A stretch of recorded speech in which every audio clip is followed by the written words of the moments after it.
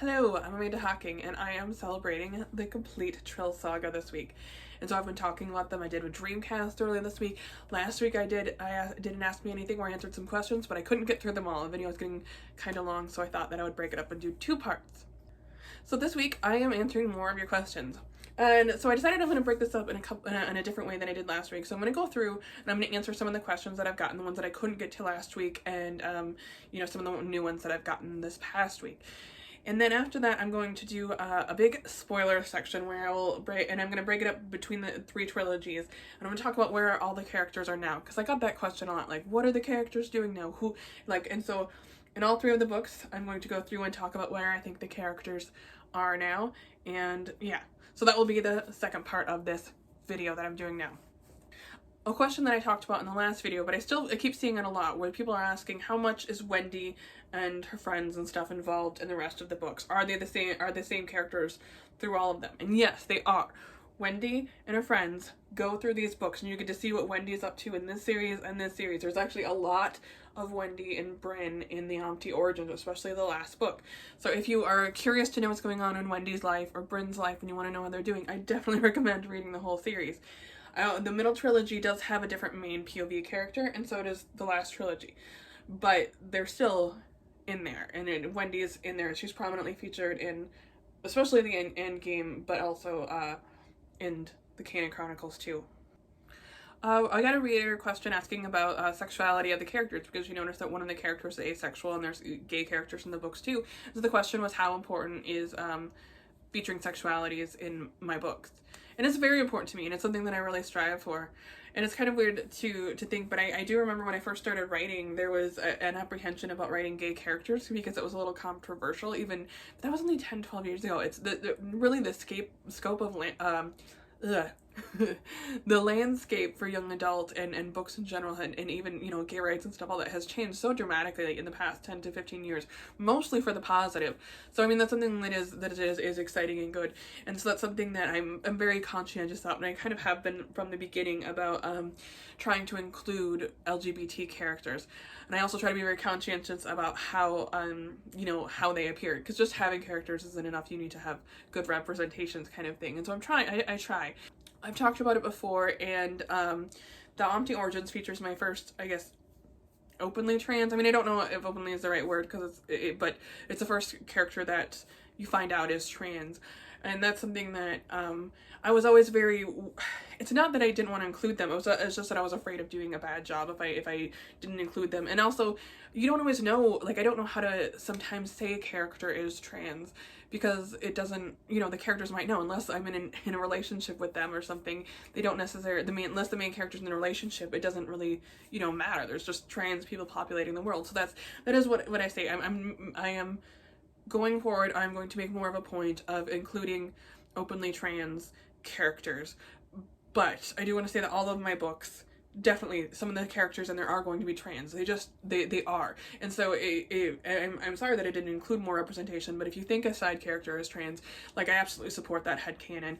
And I wish I had included it more of it in the actual canon. But yeah. I'm recording this video on Bi Visibility Day, and I am bisexual. It was something that I actually struggled with for a while, and I've only started kind of like coming out and identifying it that way, even though, I've kind of always been that way. But so that's also something that's very important to me, especially going forward, is bi visibility, because bi erasure is a real thing. It's like, because eventually, most of my characters are going to end up in monogamous relationships, and as a result, it's going to feel like they pick heterosexuality over homosexuality, and that's not the case. This interaction's still there. It's just a lot of people end up in monogamous relationships, but that doesn't negate your sexuality, and it doesn't negate the experiences and the feelings that you have. So that's something that I'm working on, and I've got some other books that where bisexual is something that I'm exploring a lot more, and it's going to be incorporated a lot more in future books. But sexuality is always important to me, and it's not like it's important, but especially I'm writing these young adult romance novels where people are growing up, they're figuring out how they are, they're exploring emotions and stuff. So I think that that's going to come up. And it's important to me that readers can see themselves in my books, and that they can find a safe place, and they can find a place where they can see characters who remind them of themselves, who get to have full inner lives, full adventures, full autonomy, that kind of thing is really important to me, and I really strive to include that in my books. And I don't always get it right, like it's and I see, but I'm always working on it, I'm always trying to get better, but I know that like I'm not always going to get it right, but it is important and I'm working on it. I got a question about people, you know, saying they want ideas for tattoos, and that's something like I would like to get a tattoo for the Trill, but I don't know exactly what I would want to get. I also got questions about translations, and translations are something that I don't have a lot of control over, because it's basically people in the country want to translate it, you know, that the publisher's there, if they decide to translate it or not. I don't know why they make the choices that they do, especially for foreign countries. I really don't know the markets very well.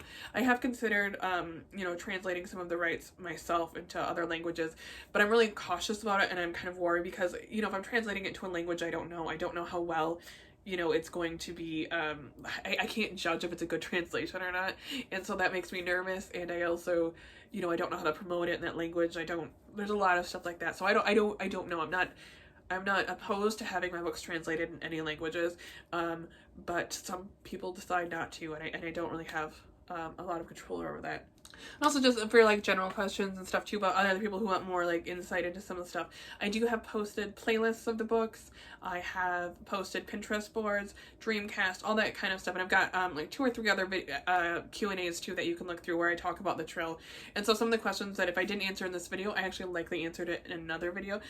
I've talked extensively in other books about why Wendy made the choices that she made in the first part, and why Bryn made her choices and stuff like that. So I have talked about it in other videos, so definitely check those out, because I'm you know, again, if you've asked a question and I didn't answer it in this video, it means I likely have answered it in another one. So just check them out and see. I also have FAQs too on my website and in my links, and you can check that out.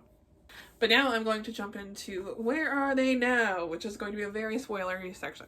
And I'm going to try to keep the spoilers confined to each of the... It's going to be hard, because I don't want to spoil... Because I know there are a lot of people who read this trilogy, the first 3 books, who want to know more about what life is like for some of the ancillary characters, who aren't featured as much in the other books, but they haven't read the last series, and so I can't talk about it, but the last series, you know, affects where everyone is now. So I'm going to be very cautious about that, though, talking about it, and I am going to eventually talk about where I think, you know, I'm going to talk about spoilers from this, because I'm going to talk about these characters and where I think they are now. So this is going to be a very spoiler. I'm going to try to mark it as much as I can and let people know, because I don't want to ruin anything accidentally for anyone.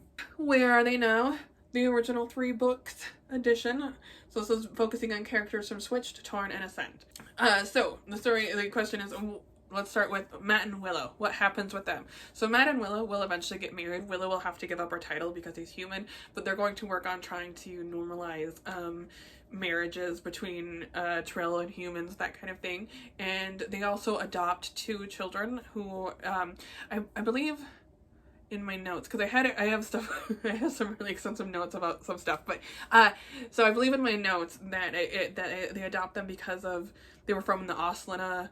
There was still like fallout from when the Bitra attacked the city of Oslana, which is a small Trill city, and because of that, like, there were some children who were left orphaned and stuff, so they adopt 2 orphans from that, and I think I have their names written down. I don't remember what their names are now, sorry. Yeah, so Will and Matt will have children, and they'll kind of go that way. Tove and Bane do get married, and you do see them married and happy, living together in later books. They're very happy. Bane is the Chancellor. Tove and Bane are working on, you know, because their homosexuality is kind of frowned upon, or was frowned upon in the Trill world, because they're so focused on, like, you know, having children that have special bloodlines, and since it's more difficult to have biological children in a homosexual relationship, they were like, but like people are like, that's stupid, and so the Trill society is moving away from that because it's outdated and dumb. But so yeah, so they're working towards that, and they're very happy. You get to see more about their life too. Also, people ask, you know, what happened to Tove's sister. If you read all the books, you find out what happens with Tove's sister. So that's what I'll say there. Because she's mentioned, Tove's sister is mentioned in the first, in some, I don't remember which book, Torn, Switch, something like that. Tove's mom says that she'll be coming home soon, but then she doesn't come home until later on. But you'll find out more about that if you read the rest of the books. Other characters, Rhys and Rhiannon, they get married and they have a couple kids. They decide to live in the human world and just kind of go to being, you know, human and stuff. They have relationships with Kim, who is Reese and Matt's biological mother, and they also have a relationship with Maggie. Kim does get out of the insane asylum, but I want to say, like, even though she wasn't, like, fully crazy, like, she wasn't wrong about what was going on, she's still, like, unstable and volatile, because, like, even if I thought, you know, a 6-year-old child is lying, you still shouldn't chase him with a butcher knife. So she wasn't, I have empathy for her, but only so much. You shouldn't, you know, try and kill a child. So, but she's working on it, and she's getting therapy, and I think, you know, finding out that she wasn't totally, you know, wrong here, it is helpful for her, and she has a relationship with Reese and stuff going forward. Garrett, who is Willow's dad, I think he continues to be like a parental figure, an important figure for Wendy, especially since she's lost like most everyone else. So I think that he's still in her life. I don't think he dates anymore. I couldn't remember if I had him paired up with anyone, but I think, you know, he's had 2 relationships where he loved the women and they died. So I think, you know, twice a widower, he's ready to just kind of focus on himself and being, he's got grandkids, you know, and so he does stuff with Oliver and with Willa and Matt's kids. So I think that's, you know, pretty good. People also have questions about the Vitra tribe, because Sarah is infertile, and Sarah is Wendy's stepmom, you know, and Oren's widow now because Oren's dead, and so she doesn't have any kids, and she's running, so who's going to take over the kingdom after her?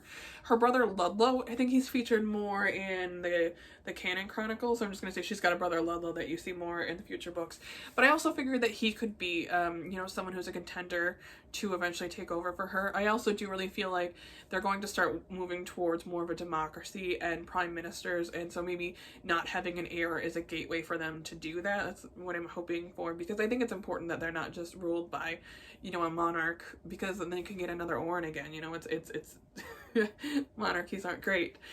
So that's how I envision that for them. And then if you want to know more about what happens with Finn and Ember and his family and stuff, they are featured a lot in the future books. So if you haven't read the future books, like that's it. If you want to know what Finn and Ember and stuff are up to, you've got to read the rest of the books, but because they're featured very prominently in the rest of the series. Wendy and Loki are also featured in the rest of the series. I feel like you get an idea of what their life is like in some of the other books. I don't think that, and this isn't really this is something that's not touched upon in the other books because they're just within a space for it, but Wendy and Loki don't have more children because that Wendy also has fertility issues. I just didn't have a way for that to come up organically, but she does. And so Oliver ends up being their only child, and it's, there's a struggle for a while, and they're bummed about it, but they eventually move on and accept it. And Wendy is really, really busy trying to rule and run the kingdom, and there's a lot of different stuff going on. I mean, this is for the span of 10 years that she's ruled the Trill. There are multiple wars and things going on that she has to deal with, so she is very, very busy. So and she's also trying to get, you know, normalize human troll marriages and trying to normalize gay marriage and all that kind of stuff. So she's got a lot on her plate, actually. So I think that's the end of the Trill specific spoilers, and now I'm going to go on the canon specific spoilers for the second section of the saga. So I'll be talking about that. And again, there may be some spoilers when I'm talking about for the Trill, because you kind of just, like, I'm going to assume that if you've read the Kanin Chronicles, you've read the first 3 books, because most people have, so it's kind of, you know, that's just what I'm going to go with. So this is spoilers for where do I think everyone is now from the Kanin Chronicles. So some of the characters in the Kanin Chronicles you will see in Omte Origins. Brit especially is featured in the Omte Origins. So I'm going to only talk about, for the characters that are featured in the Omte Origins, I'm only going to talk about up to the Omte Origins. The characters that aren't featured in there, I will talk about their life beyond. So one thing I got, you know, people ask me, you know, are Brit and Ridley going to have children? And Brit has never shown an interest with being a mother, so I don't think she's ever gonna have kids. That was always, I mean, I know that she doesn't. I always had it in my plan for her that she wasn't going to have children, because that was not what she wanted for herself or her life. She has and especially with her job, it wasn't something that I could see her wanting to do, and her job is very important to her, and she kind of puts that first and puts the kingdom first, and that's the way it's always been for her. So children just aren't something that is in her life plan. Tilda, I do think eventually we'll have more children, and I kind of tried to hint at it, and I originally tried to put it in, and it just didn't work with the Kanin Chronicles. But Tilda will eventually marry Balzer, who you saw, he was a guard for the Skoyara in the Kanin Chronicles, and because it was so close to when she lost Casper, like there wasn't any time for me to really like build the romance, but I wanted to like start laying the very groundwork, so you know you couldn't know. But yeah, so Tilda will remarry and have more kids, and she's very happy with that, and her son is happy, and so that's the important stuff. What else? Really, I think, you know, he really suffers from PTSD. He really got sick of war. He really got burnt out from that. So he changes careers. I talk like a little bit more. I talk more, and you get to see Ridley in the Omte origins. But he definitely, he's done fighting, and so he's just done fighting, I would say, for sure. So Linus is the king of the Kanin. That's who the book actually starts with Brid bringing him back, and then he ends with him king. But so Linus is still king, and I think he's doing a good job. And he actually marries Delilah's sister. Delilah was Ember's girlfriend, and so he's marrying her. And I think that they'll eventually have kids and have kind of a peaceful rule. I think that, like the other kingdoms, they are going to eventually start moving towards a democracy, and I do think that Linus is going to start putting the stuff in place for that. But I do think that the Kanin are, because they're so isolated, they're so much farther north, and they're so like embedded in their monarchy, more than some of the other kingdoms. I think that they will be very slow. They're probably the last one, I think, to go full democracy. So will it happen even in Linus's lifetime? I don't know. I'm hopeful. I guess it will, because Linus is trying, and I think it's going to a more peaceful, less classist society. But it's not something that can be erased overnight. You know, I mean, this stuff takes a long time. And I kind of mentioned it in the last video, and this is like a huge spoiler again for the Kanin Chronicles, but I do think, because I don't talk about religion very much, and it was a deliberate choice. I didn't want to, and I also, with the Norse gods, some of them being named Thor and Loki, and me having main characters named Loki and Thor, I was afraid that it would get like confusing and stuff like that. So while religion isn't talked about, I do think the fact that the characters are so Norse and have, you know, some famous Nordic mythology names shows that they are connected to it. But yeah, so I do imagine, you know, Constantine died in battle. I think that he is in Valhalla, which is the best place that a warrior could go in, you know, Nordic mythology. So I think that's where Constantine is. And I think that he's finally found peace after a long life of not a lot of peace.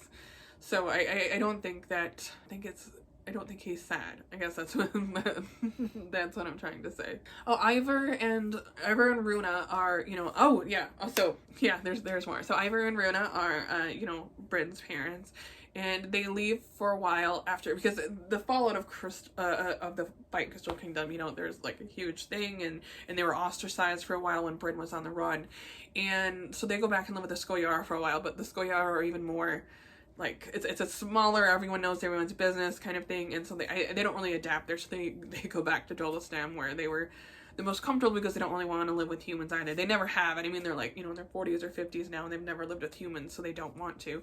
And so they do end up back in Dolastam, because that is where Bryn lives, and so they move closer to her and continue to have a relationship with her. I think that her mother probably retires from teaching after all of that stuff, but I think her father, you know, clearly steps down from his, well, he got pushed out from his government job, but I think he goes back to doing something to kind of help the kingdom and stuff like that, because it matters to him. That's always what mattered to him. So Linnea and Miko, who are the king and queen of the Skoyara, they have a daughter, Libby. Her name was Lisbeth after her grandma, but they call her Libby, and I think that they're very happy, and they're trying to work on stuff. And again, it's a dying, falling apart kingdom, and they're trying to hold on. And I think that they're, you know, ruling in a much kinder way than Miko's father did, and they're being, and so there's going to be a lot of adjustments going forward with the Skoyar.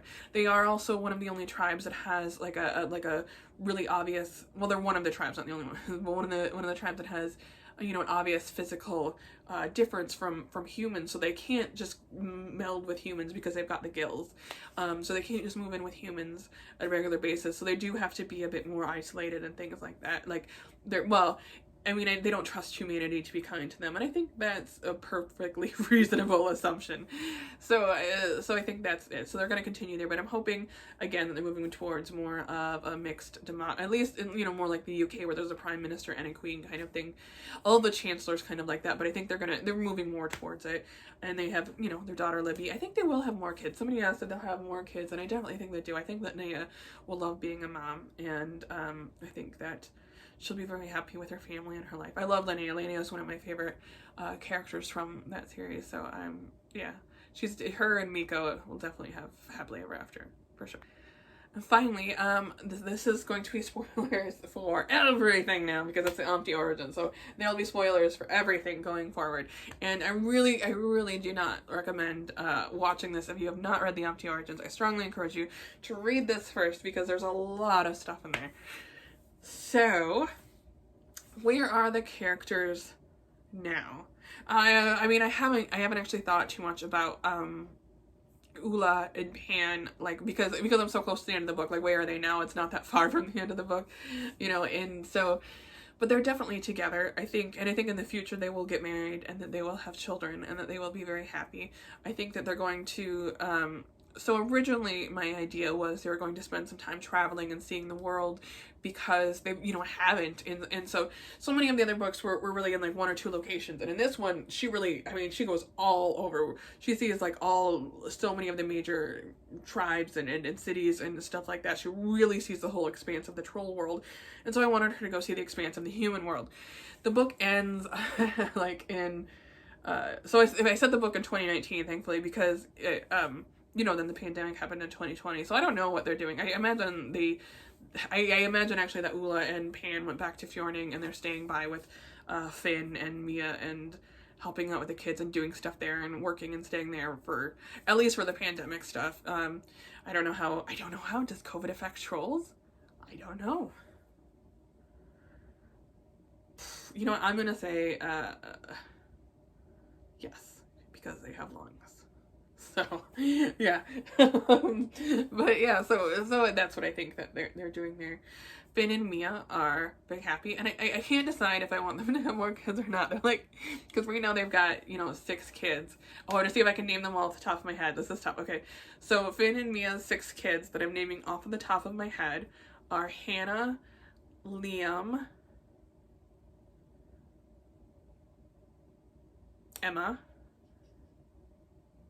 Nico, and then Luna and Lissa. I did it, and it wasn't that hard. So those are their 6 kids. Yeah, so I think that they might have more kids now that Finn's mom's moved in to help out, and Ula's probably back in town. I don't know if they want more kids. I mean, I guess it's between the two of them. I don't know what it's like. I think that, they're both really happy having a big family, and yeah, so maybe. Yeah, Finn is still going to be a huge part. Finn and Mia are still a huge part of Ula's life. They're her family. I definitely think, with the loss of Finn's sister, and then finding Ula, like, around the same time, it definitely, like, kind of, he views her as something between a surrogate sister and a surrogate daughter. Because she's, between the ages of Ember and Hannah, who's their oldest child. So it's, yeah. And she doesn't have a family here, so I think that it's good that she has him and his family. Like, they'll always do holidays and celebrate birthdays together and that kind of stuff. And obviously they'll also celebrate stuff with Pan's family, because Pan's mother is still alive and she's still a part of his life. I mean, other characters in the book I do touch on what I think they're doing. Like, Elof is staying in Abermaragi to help with the Elvolk, and because he loves studying stuff. He likes seeing. I mean, they're basically, they're such a removed tribe that it's so cool for him to find out about them and to study them, and they're so close to the source of their power and stuff to find out all that stuff. So I think that Elof is probably going to spend most of the rest of his life there, because he just loves studying them and stuff like that. So I think that he'll be very happy there and find out more about their connections and the science behind it all. Dagny is, because Dagny's Kanin, that's like, she's from the Kanin tribe. I think that she's gonna stay on in at the Morella, and or no, at the Mimmerin. Sorry, anyway, she's gonna stay on at the Mimmerin school in Morella to be a master, where she's going to, help people out and help with the education, help with knowledge, and help going forward.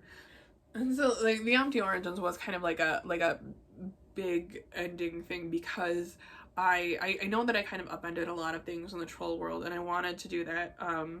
That was because I got worried with how, like, keeping the bloodlines pure and how so much of it could be construed as like a Nazi ideology, you know, this obsession with blood purity and magic and powers, and the idea in this world is that some people were better than other people, like they legitimately were, because they had more powers than others.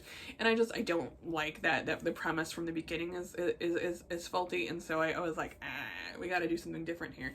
So the idea then is that none of them are really that special. They're all human hybrids, and their power has been being lost because they've been siphoning it from these magical beings from another world. And so they're going to have to do something different going forward. The powers are not going to immediately leave the world, because they do still have some, but now that there's been like this mass exodus of the Oganin, that they're going to be losing their powers. They're going to slowly drain over time, and they're going to be you know, much closer to human. And so the distinction between the two of them is going to eventually completely disappear. And that was my goal, is that I don't like the idea that anyone is better than anyone because of their blood. I don't know. It's not like because obviously I find it like fascinating in terms of conceptually in a story, but I can see how easy that it can be weaponized in real world with real consequences, and I'm against that. So I was something that I really was like, we have to change this up. So that was, I also did know from the beginning, and I've talked about, I did know from the beginning that they were mixed with a magical being and humans. That was always like a little back thing, that I knew that they weren't pure like they thought they were. That was something that was true from my very initial thing, is that they were already mixed with humans and they didn't realize it. And I didn't have a way to tell that in the first series, or the first 3 books, or the second three books. I mean, I really thought about it here, because I wasn't, you know, sure if I would go back for sure after this one. But I got focused more on, there's no such thing. This one, the theme is really about war. Very much it's about war a lot, and conflict. And this one is more about knowledge and learning who you are, and learning to not correct the mistakes of your ancestors, but accept that your ancestors made mistakes, and now things are messy and we need to fix it. Like, it shouldn't be your fault to have to fix your ancestors, but it's a mess, you know? Yeah.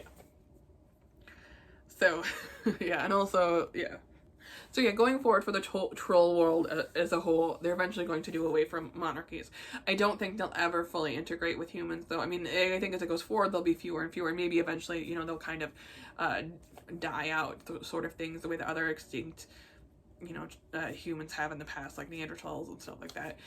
But I don't know exactly where it leaves them, but it's gonna be a long time. Like I'm not saying like Oliver might even still be king, you know what I mean? Like, I don't think it's gonna happen overnight, but it is something that will eventually happen. That's where the world's going towards, because I think it's better for the people overall, like for the average, you know, citizen of the world.